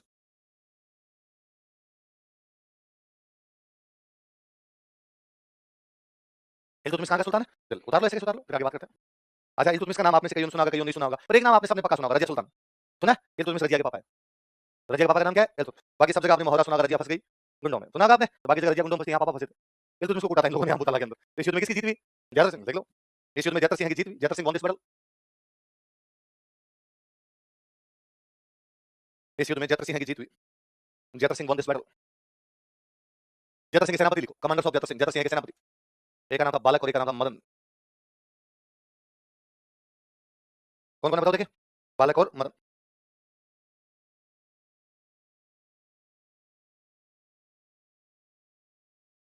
बालक और मदन। बालक और मदन किसके सेनापति है? जयतर सिंह। किसके सेनापति है? जयतर सिंह। एक गुजरात के एक राइटर है, उन राइटर का नाम है जय सिंह सूरी। क्या नाम है? अच्छा, जिनके नाम के पीछे सूरी लगे इसका मतलब वो जैन है। कौन है? शेरशाह सूरी को छोड़ के। के बाद मैं ये बात बोल देता हूँ, जिनके नाम के पीछे सूरी लगे वो सारे के सारे कौन है? जैन। फिर स्टूडेंट वहां जाने से पहले पता सर आपके बुढ़ापे का असर है। सर आपने कैसे कर दिया सूरी सारे जैन है? पर सर शेरशाह सूरी, मगर पहली बात उस बंदे का नाम है शेरशाह सूर। क्या नाम है? उसके पता नहीं सूरी कैसे लगे आपने इतिहासकारों द्वारा, उस बंदे का नाम शेरशाह सूर है। उसके बाकी पूरे परिवार का नाम इस्लाम शाह सूर, सिकंदर शाह सूर, सब आलम शाह सूर वैसे मिलते हैं, उसके नाम क्या लग गया? और यदि सूरी मान बोलो तो वो उसको अपवाद छोड़ देते, शेरशाह सूरी को छोड़ के जाते बाकी सारे सूरी वो कौन है? तो एक राइटर उनका नाम क्या है? जय सिंह सूरी। और इन्होंने एक बुक लिखी है हमीर मद मर्दन। कौन सी बुक लिखी है? कौन सी बुक बताओ? और इस बुक के अंदर हमें इस युद्ध की जानकारी मिलती है। कौन से युद्ध की? भूताला का युद्ध। किस किसके बीच में हुआ? जयतर सिंह और किसकी जीत हुई? जयतर सिंह के सेनापति कौन कौन है? जानकारी कौन सी किताब में किसने लिखी? देखो, जय सिंह सूरी की पुस्तक हमीर मद मर्दन से, बुक हमीर मद मर्दन ऑफ जय सिंह सूरी। जय सिंह सूरी की पुस्तक हमीर मद मर्दन से, बुक हमीर मद मर्दन ऑफ जय सिंह सूरी। जय सिंह सूरी की पुस्तक हमीर मद मर्दन से, बुक हमीर मद मर्दन ऑफ जय सिंह सूरी। जय सिंह सूरी की पुस्तक हमीर मद मर्दन से, बुक हमीर मद मर्दन ऑफ जय सिंह सूरी। इस युद्ध की जानकारी मिलती है, provides information about this battle. इस युद्ध की जानकारी मिलती है, provides information about this battle. इस युद्ध की जानकारी मिलती है, provides information about this battle. कौन सी युद्ध की जानकारी मिलती है? भूताला युद्ध। किसकी जानकारी मिलती है? भूताला युद्ध की। कौन सी किताब में? हमीर मद मर्दन। किसने लिखी? अब आप इसके नाम पर आते हैं, बुक का नाम बोलो। हमीर मद, मैं एक शब्द का पोस्टमार्टम करता हूं। मर्दन का मतलब होता है तोड़ना। मर्दन का मतलब क्या था? मैंने तोड़ दिया गया, मतलब मर्दन कर दिया गया। मद, मद का मतलब होता है घमंड। क्या होता है? घमंड तोड़ दिया। मद मर्दन मतलब क्या गया? घमंड तोड़ दिया। मद का मतलब क्या गया? घमंड। और मर्दन का मतलब क्या गया? तोड़। हमीर किसी का नाम है, हमीर मद मर्दन, हमीर का घमंड तोड़ दिया गया। किसका घमंड तोड़ दिया गया? फिर हमें लगता है इसमें हमीर तो कहीं है ही नहीं। इसमें राजा तो एक है जयतर सिंह, एक कौन है? इल्तुतमिश। हमीर कहां से आ गया? फिर इसमें घमंड तो टूटा इल्तुतमिश का। भाई हारा कौन है? वो दिल्ली से चला के आया था मेवाड़ पे कब्जा कर लूंगा, लेकिन मेवाड़ वालों ने कुटामारी करके वापस भगा दिया, तो बेइज्जती किसकी हुई है? घमंड किसका टूटा है? किताब का किसका टूटा है? तो ये भाई साहब, ये क्या लगता है इसके अंदर? फिर जब हम उस बुक को पढ़ते हैं तो हमें धीरे-धीरे चीजें समझ में आती है। मुसलमान राजा नए-नए आए थे। आप यूँ मान लीजिए इल्तुतमिश दिल्ली का पहला राजा है। इससे पहले कोई भी दिल्ली के अंदर मुसलमान राजा डायरेक्टली शासन नहीं किया। आ गया था कुतुबुद्दीन ऐबक इससे पहले आ गया था, पर कुतुबुद्दीन ऐबक ने राजधानी बना रखी थी लाहौर। कौन सी थी? दिल्ली में आके मुस्लिम सत्ता को स्थापित कर रहा था। कौन कर रहा है? 1192 में तो मुसलमान भारत में आए थे। पहली बार उनका भारत में कब्जा किया था 1192, जब ट्राइन का दूसरा युद्ध वो जीत जाते। 1227 मतलब 30-32 साल की बात, ज्यादा बात भी नहीं हुई। मुसलमान जो राजा थे इनको बोला करते लोग, क्या बोलते? जो रॉयल क्लास के लोग होते, राजा, मंत्री, उसके जो भी राजा के आगे भाई बंधु जो भी, उनको क्या बोला जाता? यार अमीर लोग हैं। ये कौन है? फारसी भाषा का शब्द है अमीर, जिसका मतलब होता है राज परिवार के लोग। राजा के जो लोग होते हैं उनको क्या बोलते हैं? अमीर। इसलिए किताब में बार-बार ये लिखा हुआ है कि दिल्ली का अमीर इल्तुतमिश आया था, दिल्ली के अमीर इल्तुतमिश को हरा दिया गया, दिल्ली का अमीर इल्तुतमिश यहाँ पर हार के गया था, दिल्ली के अमीर को जतर सिंह हराया था। वो अमीर, अमीर, अमीर, अमीर होता था, अपनी भाषा में क्या हो गया? तो वास्तव में अमीर नहीं है, वास्तव में क्या है? अमीर मतलब राजा। राजा कौन है? अब कोई पूछे कि इसमें अमीर किसको कहा गया? बोले बड़ी बात। और देखो आज जिंदगी शब्द हम इस्तेमाल कर रहे हैं। आज भी कोई पैसे वाला होता है, हम क्या कहते हैं? पहले पैसे वाला राजा ही होता था। तो राजा क्या बोलते हैं? अमीर। आज भी अपने कोई एटीट्यूड में भी होगा भाई साहब, ये अमीर हो गया आजकल, इसलिए इसमें घमंड आ गया। करते हैं ऐसी बातें, सेम की सेम बात। देखो इस पुस्तक में, इन दिस बुक, इस पुस्तक में, इन दिस बुक, इल्तुतमिश को हमीर कहा गया है। Iltutmish is referred as Hamir, refer किया गया उसे इस रूप में। Iltutmish is referred as Hamir, Iltutmish को हमीर कहा गया है। Iltutmish is referred as Hamir. अब हमीर की जगह रिप्लेस करके लगा दो इल्तुतमिश। अब का नाम बोलो। हमीर की जगह इल्तुतमिश बोलो, क्या होगा? इल्तुतमिश मद। अब समझ आ रही है? इल्तुतमिश का कमेंट टूटेगा, टूटेगा। हार के जाएगा तो बंदे का टूटेगा, कमेंट टूटेगा। अब वो सुनो, कौन सा युद्ध हारा इल्तुतमिश? मुसलमान राजाओं में एक बहुत अच्छी विशेषता थी, उनको जब भी लगता वो हार रहे हैं, वो वापस पीछे हट जाया करते, वापस चले जाया करते। ठीक है, जैसे 20,000 सेना लेके आया कोई राजा और 5,000 आते ही मर गए 1 घंटे में, उसको समझ आया बाकी 15 भी 3 घंटे में चले जाएंगे। क्यों मरना भाई साहब? वो अपने बाकी 7 वाले तपले हाथ में लो, जितने तेज भाग सकते हो भागो अपने। 7 वाले अरे नहीं लड़ेंगे, नहीं भाई साहब जान है तो अगली 15,000 बच गए, अगली बार 25,000 और लाएंगे, 40,000 आएंगे, फिर लड़ेंगे। और ये 15,000 मर गए तो अगला मौका भी अपने को मिलेगा। अपने राजाओं के साथ में ये समस्या थी। अपने राजाओं का दो ही काम था, विजय या वीरगति। क्या था? या तो जीत जाएंगे या हार के वापस जाने को अपने को अच्छा मानते, और कोई हार के चला भी जाता तो अड़ोसी पड़ोसी जीने नहीं देते। बस इतना ही, दम नहीं है, पता चल गया पुदीना। और मैं कहता हूँ राजाओं का टाइम छोड़ दीजिए, आज भी आप आरएस में फेल हो जाओ, आपके घर में आपके पापा, आप भी फेल हो जाओ, आपके पापा कुछ नहीं, पापा कोई बात नहीं, पढ़ बैठे। जो एग्जाम देता है वो फेल होता है, कोई ने इस बार ट्राई की, फेल हो गया, अगली बार पास होगा और इसी तरीके से मैं पैसे लगाऊंगा, आपको लगता है मेरे साथ घर वाले खड़े हैं, मेरे को पढ़ाई कर लेनी चाहिए, 20,000 लोग प्री में पास होंगे, सारे कैसे पास होंगे, तू नहीं हुआ, अगली बार ऐसी बातें करते हैं। और आपका कोई ना कोई पड़ोसी उसको पता है कि तुम प्री फेल हो गए हो, फिर वो कहता है और रिजल्ट कब आ रहा है? अरे क्या करना है रिजल्ट का, है ना? और मेरे वाले 10 12 में पढ़ा करते हैं, जब घर वालों को चिंता नहीं होती रिजल्ट कब आ रहा है, अड़ोसियों पड़ोसियों को भाई साहब इतनी चिंता हुआ करती है। अपना समाज आज भी वैसा ही है। आप आरएस का प्री पास किया, मेंस पास किया, इंटरव्यू दिया, बड़ी बात है ना, आपने मेहनत की तभी तो इंटरव्यू तक पहुंचे। कितने लोग इंटरव्यू देते हैं? राजस्थान में 2000, आप राजस्थान में 2000 लोगों को पहुंचे, इसका मतलब मेहनती हो, संघर्षशील हो, मेहनत की, इंटेलिजेंट हो, तभी वहां पर आप पहुंचे। पर चूंकि सेलेक्ट तो कितने होने? 1000, 1000 तो घर आएंगे, पड़ोसियों को पता चल गया आप घर आ गए, आपका फाइनल सिलेक्शन, फिर पूछेंगे और एसटीएम साहब कहां है आजकल आपकी ज्वाइनिंग? पोस्टिंग कहां हो रही है? उनको पता है कि तुम्हारा सिलेक्शन तो अपने आज भी है। तो आदमी सोचता है यार या तो सिलेक्शन हो जाए या मैं आऊं नहीं गांव, गांव आते आसपास वाले बाद में खा जाएंगे अपने। वैसे वैसे राजाओं के साथ समस्या थी, या तो जीत जाएंगे या मर जाएंगे, हार के वापस आएंगे। और अपने तो भाई साहब रानियां इतनी खतरनाक हुई है कि बापड़ा कोई आदमी हार के आ गया तो उसने कहा मैं तेरा तो मुंह नहीं देखती, उसको लगता है लुगाई से बेइज्जती करने से मर जाऊं मैं वहीं पे, मेरे को वापस जाने की आवश्यकता। पर इल्तुतमिश जब इस युद्ध में हारने लगा, इल्तुतमिश यहाँ से भाग गया। अच्छा, अब एक समस्या और थी, अपने भागती हुई सेना का कभी पीछा नहीं किया कि दुश्मन की सेना भाग रही है तो उसका पीछा करना आराम लगा, बेचारों को क्या मारना, जो भाग ही रहे हैं उनको मारना। उधर वालों का सिस्टम था, भागे तो अब तो पक्का मारो, भागने मत दो वरना भागे पहुंच गए तो और साथियों को लेकर जाएंगे, बीच में सल्टा हो इनको एकदम। जब इल्तुतमिश की सेना भाग रही थी, जतर सिंह ने सेना देखा इल्तुतमिश की सेना भाग रही है, उनका वो भागे भागे जीत गए, तो उन्होंने भूताला में तमंचे ब्रिटिश को किया वैसा। इल्तुतमिश भागा तो भूताला से भागते हुए नागदा के पास से गया। कहां से गया? तो नागदा में घर चला गया, आग लगा दी उसकी सेना नागदा के। भाई सेना तो पूरी पूरी कहां गई थी? भूताला, नागदा तो खाली पड़ा था, तो घरों में आग लगा के लूट गए घरों को। जतर सिंह ने थोड़ी देर बाद में देखा नागदा में लूटपाट हो रखी है, तो जतर सिंह को एक बात समझ में आई कि राजधानियां कभी प्लेन इलाके में नहीं होनी चाहिए, कौन सी पहाड़ों में बनाई जाए राजधानी, ताकि दुश्मन जल्दी से चढ़ ही नहीं पाए, और चढ़ जाए तो भी इस प्रकार से लूटपाट है। इसलिए जतर सिंह ने राजधानी बनाई बाद में चित्तौड़। कहां बनाई? किला तो अपने पास चित्तौड़ पड़ा ही है, उसको अपने क्या बना लेते हैं? राजस्थान। देखो इल्तुतमिश की भागती हुई सेना ने, returning army of Iltutmish, return करती हुई वापस लौटती हुई इल्तुतमिश की भागती हुई सेना ने, returning army of Iltutmish, Nagda को लूट लिया था, destroyed Nagda, demolish Nagda. Demolish किया उन्होंने, हानि पहुंचाई, नागदा को लूट लिया था, डिमोलिश नागदा। इल्तुतमिश की भागती हुई सेना ने, returning army of Iltutmish, Nagda को लूट लिया था, रिटर्निंग नागदा। अरे जतर सिंह ने चित्तौड़ को अपनी राजधानी बनाया, तो Jaitra Singh made Chittor as his capital. अरे जतर सिंह ने चित्तौड़ को अपनी राजधानी बनाया, so Jaitra Singh made Chittor as his capital. अरे जतर सिंह ने चित्तौड़ को अपनी राजधानी बनाया, so Jaitra Singh made Chittor as his capital. Jaitra Singh ने किसको राजधानी बनाया? चित्तौड़ को अपनी राजधानी बनाया। इल्तुतमिश तो आगे भाग गया। इसके बाद में एक राजा और बनता है वहां पर, उसका नाम था नासिरुद्दीन महमूद। कौन नाम था? दिल्ली का राजा चेंज हो जाता, दिल्ली का राजा कौन हो गया? नासिरुद्दीन महमूद को लगा कि यार इल्तुतमिश की तो चित्तौड़ में पार नहीं पड़ी, क्या पता मैं ट्राई करूं पार पड़ जाए। तो 1248 के आसपास में दिल्ली की तरफ से कौन अटैक कर देता है? जतर सिंह इसको भी हरा के वापस आ गया। तो जतर सिंह दिल्ली के दो सुल्तानों को हरा के वापस भगा देता है, किसको? इल्तुतमिश और नासिरुद्दीन महमूद। देखो 1248 ईस्वी में, 1248 एडी, 48 एडी, 1248 ईस्वी में, 1248 एडी, इसने दिल्ली के नासिरुद्दीन महमूद को हराया था। He defeated Nasiruddin Mahmud of Delhi, इसने दिल्ली के नासिरुद्दीन महमूद को हराया था। He defeated Nasiruddin Mahmud of Delhi, Delhi के नासिरुद्दीन महमूद को हराया था। He defeated Nasiruddin Mahmud of Delhi, Delhi के कौन से राजा को हराया था? नासिरुद्दीन महमूद। किसने किसने हराया था? अच्छा, अपने मेवाड़ के एक साइड में तो लगा करता था मालवा, क्या लगा? मालवा में राज हुआ करता परमारों का, इसका रास्ता एक साइड में लगा गुजरात, और गुजरात में रास्ता चालुक्य। कौन सा मसला? अच्छा, उस समय राजा महाराजा चाहते इधर कब्जा कर ले, उधर कब्जा कर ले, सब तक ये चलता। चालुक्य चाहेंगे मेवाड़ पर कब्जा कर ले, मालवा वाले चाहेंगे मेवाड़ पर कब्जा कर ले, मेवाड़ वाले चाहेंगे उधर कब्जा कर ले। चालुक्य शक्तिशाली हुए, चालुक्य ने आहड़ पे कब्जा कर लिया था। कहां कब्जा कर लिया? ये शक्ति कुमार बीच में जो राजा बने, इनमें शक्ति नहीं थी भाई साहब, तो चालुक्य ने कहां पर कब्जा करके? आहड़। क्यों आहड़ पे क्यों किया? व्यापारी केंद्र है। कौन सा केंद्र है? तो भाई अब टैक्स मेवाड़ वाले लेते हैं, चालुक्य कब्जा कर लेंगे तो कौन ले लेंगे? चलो, तो आहड़ पे कौन कब्जा किए? चालुक्य। पर जयतर सिंह शक्तिशाली था, चालुक्यों को आहड़ से को बाहर निकालता, वो भी कौन था? कौन था? जयतर। देखो इसने आहड़ को चालुक्यों से मुक्त करवाया था। He got liberated Ahar from Chalukya. Chalukya कहां के थे? गुजरात। क्वेश्चन में गुजरात लिखना बोले। इसने आहड़ को चालुक्यों से मुक्त करवाया था। He got liberated Ahar from Chalukyas. इसने आहड़ को चालुक्यों से मुक्त करवाया था। He got liberated Ahar from Chalukyas. Ahar को किससे मुक्त करवाया था? चालुक्यों से मुक्त करवाया था। अब मुझे बताओ, वो गुजरात वाले चालुक्यों को हरा के आहड़ को मुक्त करवाता है, वो दिल्ली के इल्तुतमिश को हराता है, वो दिल्ली के नासिरुद्दीन महमूद को हराता है, वो कमजोर राजा है शक्तिशाली है? कैसा राजा है? शक्तिशाली। इसलिए अपने एक बहुत अच्छे इतिहासकार हुए, उनका नाम है दशरथ शर्मा। क्या नाम है? और दशरथ शर्मा कहते हैं कि जयतर सिंह का जो शासनकाल था, जयतर सिंह का जो टाइम पीरियड था, उसका जो टेन्योर था, उसका जो रिजीम था, लगभग 1213 से 1253 तक राजा रहता है। कब से कब तक रहता है? 1213 से लेकर 1200। और वो कहते हैं उसका जो रिजीम था, उसका जो शासनकाल था, टेन्योर था, वो मध्यकालीन मेवाड़ का स्वर्णकाल था। वो क्या था मध्यकालीन मेवाड़ का? वो जो मिडिवल मेवाड़ है, उसका गोल्डन एरा यदि किसी का टाइम है, किसका टाइम है? जयतर सिंह। ऐसा कौन कहते हैं? है भाई, लगता भी है कि यार उस समय इसका मतलब यदि मेवाड़ दिल्ली को हरा रहा है, मेवाड़ गुजरात को हरा रहा है, मेवाड़ की शक्तियां कमजोर हो रही है, शक्तिशाली। इससे पहले था नहीं था, ज्यादा शक्तिशाली हो रहा है। देखो इतिहासकार दशरथ शर्मा के अनुसार, according to historian Dasharath Sharma, इतिहासकार दशरथ शर्मा के अनुसार, according to historian Dasharath Sharma, Jaitra Singh का शासनकाल, regime of Jaitra Singh, question लिख लेना 1213 से 1253। जयतर सिंह का शासनकाल, रिजीम ऑफ जयतर सिंह, जयतर सिंह का शासनकाल, मध्यकालीन मेवाड़ का स्वर्णकाल था, वो golden era of medieval Mewar. मध्यकालीन मेवाड़ का स्वर्णकाल था, वो golden era of medieval Mewar. मध्यकालीन मेवाड़ का स्वर्णकाल था, वो golden era of medieval Mewar. कौन कहता है ऐसा? जयतर शर्मा। किसके शासनकाल के बारे में? जयतर सिंह। क्या बताता है उसके शासनकाल को? स्वर्णकाल। कहां कहां का स्वर्णकाल? मध्यकालीन मेवाड़। कौन से मेवाड़ का? मध्य। अगला राजा लिखो, तेज सिंह।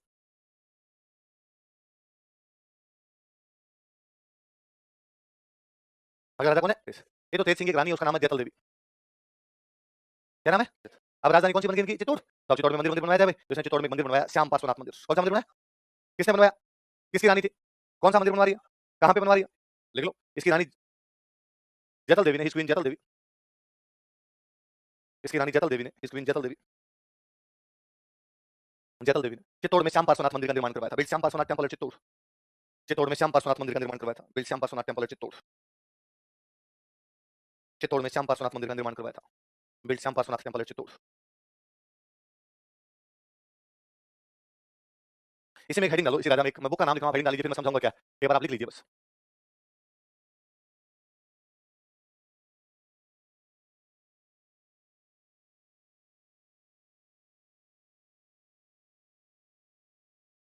क्या नाम लिखा हुआ है बोलो देखिए? श्रावक प्रतिक्रमण सूत्र चूर्णी। दोबारा बोलो नाम क्या है? श्रावक प्रतिक्रमण सूत्र चूर्णी। क्या नाम है? श्रावक प्रतिक्रमण सूत्र, जैनों की किताब है। मैंने कहा कि पुरानी सारी किताबें किसकी लिखी हुई है? जैनों की किताब। आहड़ में बैठ के लिखी गई। कहां पर बैठ के लिखी गई? 1260 की बात है, आहड़ के अंदर ये किताब लिखी गई। अच्छा, क्या विशेषता किताब है? खूब सारी लिखी जाती है, इसमें ऐसा क्या है? इस किताब में चित्र बने हुए। क्या बने हुए? एक साइड में लिखा हुआ है, एक साइड में चित्र, एक साइड में लिखा हुआ है, एक साइड में चित्र। ये मेवाड़ के सबसे पुराने चित्र है। इससे पुराने किसी किताब के अंदर हमें चित्र मिलते हैं। तो अब कोई आपसे पूछ ले कि मेवाड़ का प्राचीन चित्रित ग्रंथ कौन सा है? ऐसा ग्रंथ जिसमें चित्र बने, वो कौन सा है? श्रावक प्रतिक्रमण। वो चित्र बनाए किसने? उस बंदे का नाम है कमल चंद्र। किसने बनाए? कमल चंद्र ने। तो अब मेरे को बताओ, बुक का नाम बताओ दोबारा क्या? श्रावक प्रतिक्रमण सूत्र। बोलो एक बार चलो, कैसा ग्रंथ है? कब? कहां पे? किसके द्वारा चित्रित किया? कौन से राजा के टाइम? किसके टाइम में? आपको पूछेगा। श्रावक प्रतिक्रमण सूत्र चूर्णी नामक चित्रित ग्रंथ, जो कि मेवाड़ का प्राचीनतम चित्रित ग्रंथ है, कौन से राजा के टाइम चित्रित किया गया? या तेज सिंह के टाइम ये ग्रंथ किसके द्वारा चित्रित किया गया? या तेज सिंह के टाइम ये ग्रंथ कमल चंद्र द्वारा कहां चित्रित किया गया? पहली बात याद रखिए, इसी आइडिया से लिखो। 1260 ईस्वी में, 1260 ईस्वी में, 1260 कमल चंद्र ने इस ग्रंथ को चित्रित किया था। कमल चंद्र पेंटेड दिस टेक्स्ट। कमल चंद्र ने इस ग्रंथ को चित्रित किया था। कमल चंद्र डिपिक्टेड दिस टेक्स्ट। डिपिक्ट करना, चित्र बनाना। कमल चंद्र डिपिक्टेड दिस टेक्स्ट। कमल चंद्र ने इस ग्रंथ को चित्रित किया था। कमल चंद्र डिपिक्टेड दिस टेक्स्ट। यह मेवाड़ का प्राचीनतम चित्रित ग्रंथ है। It is an oldest painted text of Mewar. यह मेवाड़ का प्राचीनतम चित्रित ग्रंथ है। It is an oldest painted text of Mewar. अब मैं चित्रकला पढ़ाऊंगा तो वापस की किताब में लिखाऊंगा तो याद आ जाएगा आपके? पहले कहां पढ़ी थी? यह मेवाड़ का प्राचीनतम चित्रित ग्रंथ है। It is an oldest painted text of Mewar. नाम बोलो बुक का, दोबारा नाम बोलो। श्रावक प्रतिक्रमण सूत्र चूर्णी। कब? कहां पे? किसके द्वारा? कौन से राजा के टाइम? कौन सा ग्रंथ चित्रित किया गया? श्रावक प्रतिक्रमण सूत्र। बोलो वापस बोलो। जी पलटा नहीं खाएगी, 4-5 बोल के देखना। श्रावक प्रतिक्रमण, श्रावक, याद हो जाएगा? अगला राजा लिखो।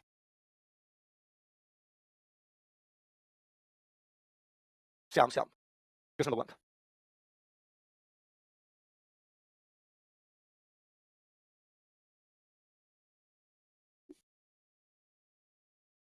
अगला राजा कौन है? बिना राजा चेंज किए रतन सिंह में हेडिंग डालो, देखो कुंभकर्ण। राजा मत चेंज करना, इसी में लिखो कुंभकर्ण। लिखो आगे, लिखो इसमें लिखो। यह रतन सिंह का छोटा भाई था। He was younger brother of Ratan Singh. या तो रावण का छोटा भाई था कुंभकर्ण, या रतन सिंह का छोटा भाई था कुंभकर्ण। यह रतन सिंह का छोटा भाई था। He was younger brother of Ratan Singh. होता क्या था सुनना, देखो।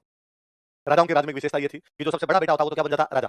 बाकी जो उसके भाई होते ना, उनको किसी को एक गांव मिलता, किसी को 2 गांव मिलते, किसी को 3 गांव मिलते। जिन भाइयों को गांव मिलते, इन भाइयों को बोलते सामंत। क्या बोला करते? राजधानी वाला इलाका कौन रखता? राजा। बाकी गांव किसको देता? भाइयों को। राजा राजधानी में रहता है, भाइयों को क्या बोलते? सामंत। ये भाइयों को जो गांव मिलते, इन गांव को बोला करते जागीर। क्या बोलते? या इनको बोलते ठिकाना। क्या बोलते? और जो राजा के पास जमीन होती उसको बोलते खालसा। क्या बोलते? वह भूमि जो सीधे राजा के नियंत्रण में होती, डायरेक्ट राजा के कंट्रोल में होती, क्या कहलाती? खालसा। वह भूमि, वह लैंड जो राजा अपने भाइयों को अलॉट कर दिया करता, जागीर या ठिकाना। जिन भाइयों को जागीर या ठिकाने मिलते उनको क्या बोलते? सामंत। या इंग्लिश में बोलते फ्यूडल्स। फ्यूडल लॉर्ड या फ्यूडल्स बोला करते हैं इनको। अच्छा, मेवाड़ में जो भी राजा बनता हो नाम क्या लगा था? रावल। क्या लगा था? जैसे इनके सबके नाम देखो आप, बापा रावल, आलू रावल, आगे लगाए नहीं आप, लगा सकते हो रावल जतर सिंह, रावल तेज सिंह, रावल रतन सिंह, इन सबके नाम क्या लगेगा? रावल। ये जो छोटे भाई होते हैं जिनको जागीर और ठिकाना मिलते हैं नाम क्या लगाते हैं? राणा। क्या लगाते हैं? उपाधियां थी, बड़ा भाई राजा बनेगा उसका क्या लगेगा? रावल। जो भाई जागीर मिलेगी सामंत बनेगा क्या लगा लेंगे? राणा। ऐसे रतन सिंह का भाई उसका नाम है राणा कुंभकर्ण। क्या नाम है? लगाना नहीं अपने कुंभकर्ण पढ़ रहे नाम क्या लगता है उसके? राणा। अब दो तरीके, एक तरीका तो है कि बड़ा भाई राजा बन गया, आप दो गांव लेके बैठ जाओ। एक तरीका है कि आपको लगेगा नहीं भाई साहब दिल मांगे मोर, क्यों दो गांव लेके बैठ जाऊं, मेरे को पूरा राज्य चाहिए। दो तरीके हैं, एक तो भाई को मार दो, इस पे कब्जा कर लो, एक नई जगह जाओ, वहां पे कब्जा कर लो। नई जगह कब्जा करने के लिए भाई साहब दो चाहिए। कुंभकर्ण वैसा ही आदमी था। कुंभकर्ण यहाँ से नेपाल चल गया। कहां चला गया? नेपाल में राजा बनता है, उसके नाम क्या लगता है? राणा। इसलिए नेपाल के जितने भी राजा बने कौन से हो गए? राणा। इसलिए नेपाल वाली ब्रांच कौन सी होगी? राणा ब्रांच। कौन सी ब्रांच? चित्तौड़ वाली ब्रांच कौन सी है? रावल। वो वाली ब्रांच है राणा। ऐसे गोहिलों की कितनी ब्रांच थी? नेपाल वाली कौन सी ब्रांच है? मेवाड़ वाली। बोले बड़ी बात, तो अब नेपाल में वो राणा ब्रांच है, उसका फाउंडर कौन है? किसका छोटा भाई है? समझ में आई बात? देखो, इसने नेपाल में गोहिल वंश की राणा शाखा का शासन स्थापित किया था। नेपाल में गोहिल वंश की राणा शाखा का शासन स्थापित किया था। He founded rule of Rana branch of Gohil dynasty in Nepal. इसने नेपाल में गोहिल वंश की राणा शाखा का शासन स्थापित किया था। He founded rule of Rana branch of Gohil dynasty. He founded a rule of Rana branch of Gohil dynasty in Nepal. Nepal में गोहिल वंश की राणा शाखा का शासन स्थापित किया था। He founded a rule of Rana branch of Gohil dynasty in Nepal. Nepal में कौन से वंश की? गोहिल वंश की। कौन सी शाखा? याद रह जाएगा। तो नेपाल में कौन से वंश का शासन था? गोहिल वंश कौन सा है? मेवाड़ वाला वंश कौन सा? गोहिल। बांसवाड़ा में गोहिल, डूंगरपुर में गोहिल, प्रतापगढ़ में, वैसे नेपाल में। पर जो मेवाड़ वाले गोहिल है वो कौन से ब्रांच के हैं? रावल। मेवाड़ वाले नेपाल वाले कौन से हो गए? आप सुनो, भारत में राजा महाराजा खत्म हो गए 1947। 1947 आपका देश आजाद होता है, डेमोक्रेसी। कोई राजा महाराजा नाम की कोई भी चीज ही। नेपाल में राजा बन रहे थे 2008। कब तक बन रहे थे? 2008 तक नेपाल के अंदर राजा बन रहे थे। और नेपाल में जो लास्ट राजा बने उनका नाम है राणा ज्ञानेंद्र। क्या नाम है? 1302-3 के आसपास चला गया होगा ये बंदा। और राजा कब तक बन रहे थे? 2008। मतलब कितने साल राज हुआ होगा? 700 साल बाद में भी राजा का टाइटल क्या है? जो 2008 में भी उनका राजा था उसका नाम क्या था? राणा ज्ञानेंद्र। क्या नाम था? और नेपाल के सारे राजाओं ने राजस्थान ब्याह किए, और राजस्थान के खूब सारे राजाओं ने नेपाल ब्याह किए। क्योंकि ये ठीक वैसा ही है कि अपने चाचा जी बेंगलोर चले जाते बिजनेस करने, पटावर में ब्याह करने वापस आ जाते गाँव। ब्याह बेंगलोर वालों में थोड़ी करेंगे, ब्याह तो गाँव में करेंगे आके। नेपाल वाले चले गए थे नेपाल, लेकिन ब्याह सबके सब कहाँ करते थे? मुझे याद है 2008 में जब राणा ज्ञानेंद्र वहां राज कर रहे थे और वहां राजा का राज हटने वाला था, डेमोक्रेसी आने वाली थी, तो ऐसी खबरें थी कि जनता राजा को पकड़ के मार सकती है। और दुनिया में खूब सारी जगह ऐसा है, भारत को छोड़ दीजिए, भारत के अलावा जहां भी राजाओं का राज खत्म हुआ राजा को टांगा है। वो बोले फ्रांस है, वो बोले रूस है, वो बोले ईरान है, वो बोले अफगानिस्तान। अफगानिस्तान में राजा को जैसे भी लटका के बाद 3 दिन तक टांगे रखा था। क्या देखो राजा की हमने क्या हालत की। तो था क्या राणा ज्ञानेंद्र को भी लटका सकते हैं? एक दिन अखबार में हेडिंग थी कि यदि नेपाल के राणा ज्ञानेंद्र को लगा कि उनको नेपाल में किसी भी प्रकार का खतरा है तो वे सीकर में शरण ले सकते हैं। कहां शरण ले सकते हैं? हमें लगता है नेपाल का राणा है, शरण लंदन ले, पेरिस ले, और भारत में भी लेनी तो दिल्ली ले, बॉम्बे ले, राजस्थान में लेनी तो जयपुर ले, उदयपुर जा, फिर चोमू रिंगस क्रॉस करके सीकर। और वजह जगह नहीं मिली, पर नीचे उसमें और लिखा हुआ था क्योंकि राणा ज्ञानेंद्र के राजकुमार पारस की शादी सीकर की राजकुमारी हिमानी के साथ हुई है। कोई भी बंदा संकट में रिश्तेदारों के पास ही जाएगा, उसके बेटे का सास रहा है। सीकर की राजकुमारी की शादी कहां की है? नेपाल। कहने का मतलब है कि नेपाल वाले यहाँ से गए थे, उसके बावजूद उनके भारत के साथ रिश्ते हमेशा बहुत अच्छे रहे। और जब तक नेपाल में राजाओं का राज रहा, नेपाल के भारत के साथ रिश्ते हमेशा अच्छे रहे। जैसे नेपाल में बाद में राजाओं का राज गया और नेता आए, तो बाद में चीन ने हड्डियां फेंकी, चीन ने कहा लॉलीपॉप हम देंगे तुम्हें। उसके बाद से नेपाल और भारत के रिश्ते बढ़े थे। 1947 में जब आपका देश आजाद हो रहा था, तो नेपाल के अंदर प्रधानमंत्री, नेपाल के जो राजा थे उनका नाम था राणा त्रिभुवन देव। क्या नाम था? और राणा त्रिभुवन देव ने नेहरू जी कहा, नेहरू जी आप आजाद हो ही रहे हो, हमें भारत में मिला लो। नेहरू जी ने क्यों? अरे मिला लो यार, अलग पड़े नेपाल क्या करें? नेहरू जी ने कहा नहीं, हम खुद 200 साल की गुलामी के बाद अंग्रेजों से आजाद होंगे और आज हम किसी पे कब्जा कर ले, कैसे मुंह दिखाएंगे लोगों को? अब तक कह रहे थे कब्जा गलत है और खुद नेपाल को एक बार करके बैठे। त्रिभुवन देव ने कहा नेहरू जी आप गलत समझ गए, अंग्रेजों ने तो आप पे कब्जा किया था, हम तो करवा रहे हैं खुद, हम कह रहे हैं हम पे कब्जा करो। तो नेहरू जी ने कहा क्यों क्यों करना है कब्जा? त्रिभुवन देव ने कहा नेहरू जी प्लीज थोड़ी ज्योग्राफी पढ़ा कीजिए आप, हम लैंड लॉक कंट्री है। कैसी कंट्री है? लैंड लॉक, जिसके चारों तरफ लैंड है, समुद्र ही नहीं। वो देश जिसके चारों तरफ समुद्र नहीं, व्यापार कहां से करेगा? दुनिया का पूरा ट्रेड तो सी रूट है, समुद्र से होता है, हम सामान कहां से मंगवाएंगे? और नेहरू जी वैसे भी नेपाल का मैप भारत के मैप के अंदर है, इंडिया का मैप देखो, इधर उत्तराखंड हिमाचल बीच के अंदर अपना क्या पड़ा है? हम तो वैसे आपके मैप के साथ फ्री में आ रहे हैं। तो जैसे एक राज्य यूपी, जैसे एक राज्य एमपी, जैसे एक राज्य राजस्थान, वैसे एक राज्य बन जाएगा नेपाल। नेहरू जी का नहीं, त्रिभुवन देव जी ऐसा नहीं, और आप चिंता मत करो, क्या दिक्कत है आपको? व्यापार की दिक्कत है, हम आपको हमारा एक बंदरगाह देते हैं कलकत्ता। कौन सा बंदरगाह देते हैं? नेपाल को जो भी सामान मंगवाना है अमेज़न में एड्रेस क्या डाल दो आपको, आज दिन तक नेपाल का सारा सामान कौन से बंदरगाह पे आता है? फिर नेपाल का सामान ज्यादा ना लगे, हमने एक बंदरगाह और दिया विशाखापत्तनम। कौन सा दिया? आज भी नेपाल का सारा सामान कहां पर रहता है? कलकत्ता और विशाखापत्तनम। फिर यहां से हम ट्रकों में भर भर के कहां बेचते हैं? तो नेपाल के साथ अपने रिश्ते इस कदर है। हमने और कहा कि आप तो फिक्र ही मत करना, कोई आप भाई हो, अलग अलग बैठे हैं बस, नेपाल अलग भारत अलग, बाकी आप तो हमारे देश में आओगे वीजा भी नहीं लगेगा। इधर से उधर आओ, उधर से इधर। और आप नौकरी करो ना हमारे देश में आके, क्या चिंता है? बस देश तुम्हारा अलग हमारा देश, इसलिए नेपाली सारे के सारे भारत में नौकरी करते हैं।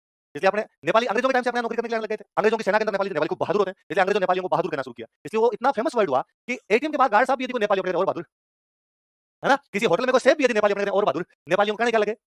बहादुर। ये नेपालियों को अंग्रेजों का दिया हुआ असर नहीं, वो बहादुरी बोलने लगे थे उनको। अब नेपालियों को हमने इवन यहाँ तक कहा कि तुम हमारी सेना में भी आ सकते हो। भाई कोई देश अपनी सेना में तो अपने देशवासियों को मिलेगा, दूसरों पे विश्वास थोड़ी हो। आज अपने किसी सेना में दूसरा देश का ले ले वो बिक जाए तो? पर नेपालियों पे हमें विश्वास था, ये हमारे भाई हैं, हमने तो रेजिमेंट बनाई गोरखा। कौन सी रेजिमेंट है? गोरखा रेजिमेंट। बाकायदा मेरे वतन के लोग गाते हैं, तो उसमें बाकायदा लाइन है, कोई सिख, कोई जाट, मराठा, कोई गोरखा, कोई मद्रासी। तो गोरखा गोरखा कौन? गोरखा आपने थोड़ी है। गोरखा कौन है? और गोरखा होते ही बहादुर, अपने को युद्ध वगैरह जितवाने के अंदर गोरखा खूब आगे रहे। 99 वाले कारगिल वॉर में तो गोरखा रेजिमेंट को खूब अच्छा योगदान था। भाई कारगिल वॉर के 99 वाले में पाकिस्तान ऊपर आगे बैठ गया, चोटियों पे कब्जा कर लिया, चोटियों पे कब्जा कर लिया। शुरुआत के अंदर राजस्थान की रेजिमेंट में भेजी गई थी, गजब लड़ी आपने राजस्थान की रेजिमेंट। आप दूर से झुंझुनू का ऐसा कोई गांव नहीं देखेंगे जिसमें 99 में कोई शहीद नहीं है। पर फिर भी पहाड़ों में राजस्थान वाला बंदा कैसे चढ़े? ऊपर चढ़ने की तो प्रैक्टिस नहीं थी। आपने तो दोहरे पे चढ़ तो क्या होता भाग जाता आपने वाला, टीले पे चढ़ जाता, लेकिन पहाड़ पे चढ़ने की तो प्रैक्टिस ही नहीं थी। फिर आपने वाले लंबे चौड़े थे, शरीर के थोड़े, इसलिए पाकिस्तानियों को ऊपर से दिख जाती है कि आ रहा है, ऊपर बैठा आदमी तो एक बम मारे तो 10 सैनिक मार दिए। फिर फाइनली हमें दिमाग में आया कि पहाड़ों पे कौन चढ़ सकते हैं, गोर के होते भी। तो हमने गौर कौन चढ़ जाओ, गोर के पहाड़ जानते थे, गोर के इधर से पाकिस्तानी 5 बैठे ऊपर कि नीचे से कोई हिंदुस्तानी सो भी आएंगे धड़-धड़ उड़ा देंगे इनको। लेकिन इतने में कोई गोरखा धीरे-धीरे उधर से पास में जाकर क्या उसने मारे सबको जा के बाद। तो नेपाल के साथ अपने कितने अच्छे रिश्ते रहे होंगे कि देख लो कि वो सेना तक के अंदर अपने आते हैं, है ना? तो नेपाल में ये जाने वाला पहला जो हमारा बंदा था कौन था? कौन था? कुंभ। किसका छोटा भाई था? अभी ना कोरोना में जो कुंभ का मेला लगा था, तो कुंभ के मेले के अंदर सरकार कहा, अरे कोई कुंभ के मेले में जाओगे कोरोना मिल जाए। पर हमने सर घरों में बैठे ना भाई साहब, कुंभ का मेला बाद में डुबकी लगा लेंगे, 12 साल बाद में धो लेंगे अपने, लेकिन अभी कोरोना का डर है हम जाएंगे। मैंने अखबार में दिन फोटो देखी, नेपाल के पूर्व राणा ज्ञानेंद्र अपनी पत्नी और बेटे के साथ कुंभ के मेले में डुबकी लगाने पहुंचे। नेपाल का राणा कुंभ के मेले में डुबकी लगा के जा रहा है, इसका मतलब वो मानता है कि हम कहां से आए हुए हैं? भारत के, भारत में कहां से आए हुए हैं? मेवाड़, कहां से आए हुए हैं? तो मेवाड़ से जाने वाला जो बंदा था वो बंदा कौन था अपना? कौन था? कुंभ। किसका भाई था? रतन सिंह का। इसी में हेडिंग मॉडल, बिना राजा चेंज के हेडिंग मॉडल लिखो, पद्मिनी, लिखो पद्मिनी, देखो यह रतन सिंह की रानी थी, she was queen of Ratan Singh. यह रतन सिंह की रानी थी, she was queen of Ratan Singh. लिखो फिर मैं समझाता हूं। देखो यह सिंहल द्वीप की राजकुमारी थी, she was princess of Sinhal island. यह सिंहल द्वीप की राजकुमारी थी, she was princess of Sinhal island. यह सिंहल द्वीप की राजकुमारी थी, she was princess of Sinhal island. पिता का नाम था गंधर्व सेन और माता का नाम था चंपावती। लिख लो पिता फादर बराबर लिख लो गंधर्व सेन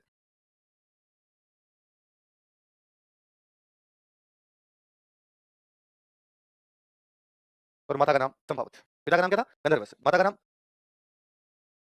पिताजी का नाम क्या था? गंधर्व सेन। मम्मी का नाम क्या था? चंपावती। किसकी रानी थी? अब ऐसी कहानियां हैं जी, अपने कहानियां हैं कि एक दिन रतन सिंह जी के पास एक तोता आया, तो उनके पास एक, और तोते ने आकर रतन सिंह जी यहाँ से 7 समंदर पार एक राजकुमारी रहती है, इतनी सुंदर राजकुमारी है कि वो जब पानी पीती है तो उसके यहाँ से दिखता है। और रतन सिंह जी उस तोते के पीछे पीछे चले गए सिंहल द्वीप। कहाँ चले गए? अपने इतिहास करेंगे, इतिहास करेंगे सिंहल द्वीप का मतलब है श्रीलंका। क्या मतलब इसका? इसका मतलब रतन सिंह जी कहाँ चले गए? वहां जाकर पद्मिनी को ढूंढने का प्रयास किया, और अगली राजा की बेटी महल में रहती, बाहर तो आए नहीं। रतन सिंह जी के पैसे खत्म हो गए, तो रतन सिंह जी वहां बन गए जोगी। क्या बन गए? सन्यासी बन गए, बाबा बन गए, और 7 साल तक बाबे के भेष में घूमते रहे। 7 साल बाद एक दिन सिंहल द्वीप के राजा को मिल गए। सिंहल द्वीप का राजा कौन है? गंधर्व सिंह। कौन है? उन्होंने बताया, यार यंग मैन, इतनी युवा अवस्था में तुम सन्यास धारण करके घूम रहे हो, किसी अच्छे घर के मालूम होते हो? और उसने कहा, मैं मेवाड़ का राजा रतन सिंह हूं। तो तुम ये युवा अवस्था में इस प्रकार क्यों घूम रहे हो? क्या कारण है? तो साहब कारण तो आपके महलों के अंदर है। मैं तो आपकी राजकुमारी से ब्याह करने के लिए आया था, पैसे खत्म हो गए, मिलने का कोई चांस बना नहीं, तो मैं क्या बन गया? जोगी। अब साहब श्रीलंका के राजा को पता चला कि मेवाड़ का राणा खुद मेरी राजकुमारी से ब्याह करने के लिए आया, वो बेचारा मना कहां करे? श्रीलंका बड़ा छोटा सा देश, हमारे देश के मैप के साथ उनका मैप फ्री आता है। उन्होंने कहा, साहब धनगढ़ी धन भाग, आप तो राजकुमारी को साथ में ले जाओ। और कहते रतन सिंह वहां से पद्मिनी को लेके आ गया, और यहाँ पे चित्तौड़ लेके आ गया। पर इन कहानियों में लोचे हैं। पहली बात तो रतन सिंह का शासनकाल 1 साल का है। शासनकाल कितना है? 1302 से 1300, कहां 7 साल जोगी बन गए। श्रीलंका गए, फिर एक तोता आया, तोते ने बताया, यदि ऐसे तोते बताते ना तो सब लड़कों के पास एक एक तोता होता। ये कहते सर पढ़ाई करें नहीं करें पहले क्या लाएंगे, और वो बता देगा कि भाई तू पार्क में फालतू में चक्कर मार रहा है, उधर 2 गली छोड़ के पीछे हम बताते हैं तेरे को, उधर जाएगा थोड़ा ठीक रहेगा। पर तोते नहीं बोलते यार, तोते बोलते होते तो कोई ना कोई सब लोग ये जुगाड़ करते हैं। इस गाड़ी में लोचे ही है कि वहां से लेके आ गया। पर ऐसा है कि तो फिर बड़ा सवाल ये कि पद्मिनी कहां की राजकुमारी थी? अपने राजस्थान के सोर्स ये कहते हैं कि बीकानेर में एक जगह पड़ती है पुगल। कौन सी जगह है? पुगल नाम की जगह पड़ती है, और पुगल की राजकुमारी थी। और आज भी पश्चिमी राजस्थान में गांव के अंदर कोई बंदा कोई लड़का ज्यादा नखरे करेगा, भाई इस लड़की शादी नहीं करूंगा, मेरे को पसंद नहीं है, वो नहीं पसंद है, मेरे को ये चाहिए, तो घर वाले कहते हैं अरे देख लेंगे कौन से पुगल की पद्मिनी आएगी। तो आज भी पद्मिनी तो कहां की मानी जाती है? आज भी दोहे बोले जाते हैं कि पुगलगढ़ की पद्मिनी तू रानी सिरमोड़, ये पुगलगढ़ की पद्मिनी तू सभी रानियों में सिरमोड़, जैसलमेर जन्म लियो परनी गढ़ती तोड़। उस समय भाटियों का इलाका था, जैसलमेर वाला पुगल वाला इलाका, तो जैसलमेर के अंदर पैदा हुई और तेरी शादी कहां पर जाके हुई? चित्तौड़। पुगल पुगल पुगल पुगल करते करते हो गया सिंगल सिंगल सिंगल करते करते क्या बना गए? बस यहाँ से आपने वालों जोड़ दिया श्रीलंका। ऐसा कुछ भी ये केवल कहानियां, कहानियों का कोई भी लेना देना। कोई पुगल की राजकुमारी रही होगी, उसके यहाँ पर रतन सिंह के साथ शादी हुई है, ऐसा कहा जाता है। सुंदर थी रानी। रतन सिंह के दरबार में एक बंदा था, उसका नाम था राघव चेतन। क्या नाम था? और राघव चेतन ने एक दिन उसको देख लिया पद्मिनी को, और वो गिर गया नीचे। ये बात रतन सिंह जी को पता चली। रतन सिंह राघव चेतन का, राघव चेतन आज के बाद दिखा टांगे तोड़ूंगा, बकवास आदमी। और राघव चेतन की बेइज्जती करके यहाँ से भगा दिया। अब राघव चेतन क्या करे, कहां जाए? तो दुश्मन का दुश्मन अच्छा दोस्त होता है। दिल्ली वालों से चित्तौड़ की बनती नहीं है, तो वो चला गया दिल्ली। और उन दिनों दिल्ली का राजा अलाउद्दीन खिलजी कौन है? और कहते हैं राघव चेतन ने जाके अलाउद्दीन खिलजी को बताया, अलाउद्दीन खिलजी क्या बताऊं तेरे को मैं। और इसने सारी इस प्रकार की बातें बताई और अपनी कहानियां कहती है। इस चक्कर में अलाउद्दीन खिलजी ने क्या कर दिया था? तो अलाउद्दीन खिलजी को पद्मिनी की सुंदरता के बारे में बताने वाला बंदा कौन था? देखो राघव चेतन ने अलाउद्दीन खिलजी को पद्मिनी की सुंदरता के बारे में बताया था। इसी में कंटिन्यू कर लो पद्मिनी वाली बात में। Raghav Chetan told Alauddin Khilji about beauty of Padmini. Raghav Chetan ने अलाउद्दीन खिलजी को पद्मिनी की सुंदरता के बारे में बताया था। Raghav Chetan told Alauddin Khilji about beauty of Padmini. Raghav Chetan ने अलाउद्दीन खिलजी को पद्मिनी की सुंदरता के बारे में बताया था। Raghav Chetan told Alauddin Khilji about beauty of Padmini. Padmini की सुंदरता के बारे में बताया। किसने बताया? राघव। बाकी कल पढ़ेंगे, याद करके आना सर।